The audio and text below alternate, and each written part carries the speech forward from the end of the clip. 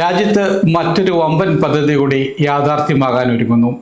അസമിൽ ബ്രഹ്മപുത്ര നദിക്കടിയിലൂടെ 15.79 കിലോമീറ്റർ ദൈർഘ്യത്തിൽ road rail തുരങ്കപാത പദ്ധതിക്ക് മന്ത്രിസഭാ സമിതി അംഗീകാരം നൽകിയതോടെയാണ് മറ്റൊരു വമ്പൻ പദ്ധതി യാഥാർത്ഥ്യമാകാൻ ഒരുങ്ങുന്നത്. ബ്രഹ്മപുത്ര നദിക്കടിയിലൂടെ റോഡും റെയിലും ഒരുമിച്ച് നിർമ്മിക്കുന്ന അപൂർവ പദ്ധതിയാണിത്. 18,662 കോടി രൂപയാണ് ചെലവ് പ്രതീക്ഷിക്കുന്നത്. വെള്ളത്തിനടിയിലുള്ള ഇന്ത്യയിലെ ആദ്യത്തെയും ലോകത്തിലെ രണ്ടാമത്തെയും റോഡ് റെയിൽ തുരങ്കമായിരിക്കും ഇത്. പ്രധാനമന്ത്രി നരേന്ദ്രമോദിയുടെ അധ്യക്ഷതയിൽ ചേർന്ന സാമ്പത്തിക കാര്യങ്ങളുടെ മന്ത്രിസഭാ സമിതി കഴിഞ്ഞ ദിവസം പദ്ധതിക്ക് അംഗീകാരം നൽകി. ഇന്ത്യയിലെ ആദ്യ under water road cum rail tunnel പദ്ധതിയുടെ ആകെ നീളം 34 കിലോമീറ്റർ ആയിരിക്കും. റോഡ് റെയിൽ ഗതാഗതം സുഗമമാക്കുന്നതിനായി രൂപകൽപ്പന ചെയ്ത 2 സമാന്തര തുരങ്കങ്ങൾ ഈ പദ്ധതിയിൽ ഉൾപ്പെടും. എഞ്ചിനീയറിംഗ് പ്രൊക്യൂർമെന്റ് കൺസ്ട്രക്ഷൻ മോഡിലാണ് പദ്ധതി നടപ്പിലാക്കുക. പൂർത്തിയാക്കുമ്പോൾ ഇത് ഇന്ത്യയിലെ ആദ്യത്തെ under water road cum rail ടണലും ലോകത്തിലെ രണ്ടാമത്തെ അത്തരത്തിലുള്ള തുരങ്കവുമാകും. പദ്ധതി അസമിലേക്കും അരുണാചൽ പ്രദേശിലേക്കുമുള്ള അതിവേഗ കണക്ടിവിറ്റി ഉറപ്പാക്കും.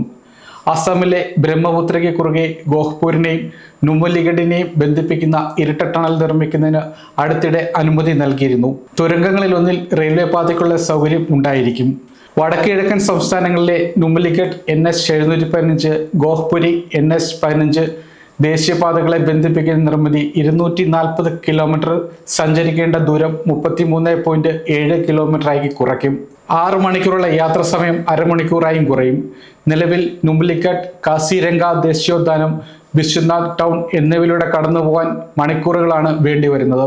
ഈ വെല്ലുവിളി നേരിടുന്നതിനാണ് NH 15 ഗോഹ്പൂരിൽ നിന്ന് നുമലിഗഡിലേക്ക് 4 വരി ആക്സസ് കൺട്രോൾഡ് ഗ്രീൻഫീൽഡ് കണക്ടിവിറ്റിയുമായി ബ്രഹ്മപുത്ര നദിക്ക് അടിയിലൂടെ റോഡ് റെയിൽ തുരങ്കപാത വികസിപ്പിക്കുക.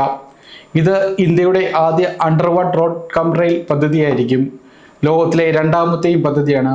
അസം, അരുണാചൽ പ്രദേശ്, നാഗാലാൻഡ്, മറ്റു വടക്ക് കിഴക്കൻ സംസ്ഥാനങ്ങൾക്ക് പദ്ധതി നേട്ടമാകും. അസമിലെ നുമലിഗഡ്, തേസ്പൂർ, ഗോഹ്പൂർ, ദിബ്രുഗഡ്, അരുണാചൽ പ്രദേശിലെ ഇറ്റാനഗർ നഗരങ്ങളെ ബന്ധിപ്പിക്കുന്നതാണ് പദ്ധതി. ചെലവ് കുറച്ച് ചരക്ക് നീക്കം വേഗത്തിലാകാനും കാര്യക്ഷമമാക്കാനും പദ്ധതി സഹായിക്കും. ജനങ്ങളുടെ സഞ്ചാരം വേഗത്തിലാക്കുകയും ചെയ്യും. ഇതിനൊപ്പം സാമ്പത്തിക സാമൂഹിക വളർച്ചയ്ക്ക് കാരണമാവുകയും ചെയ്യും. അസമിലുടനീളമുള്ള പ്രധാന സാമ്പത്തിക സാമൂഹിക ലോജിസ്റ്റിക് നോഡുകളിലേക്ക് തടസ്സമില്ലാതെ കണക്ടിവിറ്റി നൽകുന്ന പദ്ധതി മേഖലയിലുടനീളമുള്ള ചരക്ക് നീക്കം സുഗമമാക്കുകയും യാത്ര വേഗത്തിലാക്കുകയും ചെയ്യും. 18,662 കോടി രൂപ ചെലവ് കണക്കാക്കുന്ന പദ്ധതിയിൽ 11,000 കോടിയോളം രൂപ നിർമ്മാണത്തിനും ബാക്കി തുക ഭൂമി ഏറ്റെടുക്കൽ ഉൾപ്പെടെയുള്ള ആവശ്യങ്ങൾക്കുമായി ചെലവഴിക്കും.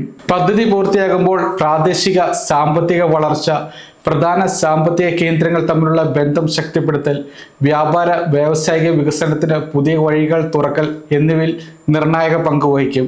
ടണൽ പദ്ധതിയിൽ റെയിൽവേ സൗകര്യം ഉൾപ്പെടുത്താൻ പ്രധാനമന്ത്രി നരേന്ദ്രമോദി നിർദ്ദേശം നൽകിയതായി അസം മുഖ്യമന്ത്രി ഹിമന്ത ബിശ്വ ശർമ്മ പറഞ്ഞു. ചൈനയുമായി അതിർത്തി പങ്കിടുന്ന അരുണാചൽ പ്രദേശിന് സമീപമുള്ള പ്രദേശമായതിനാൽ തുരങ്കം തന്ത്രപരമായി പ്രധാനമാണ്.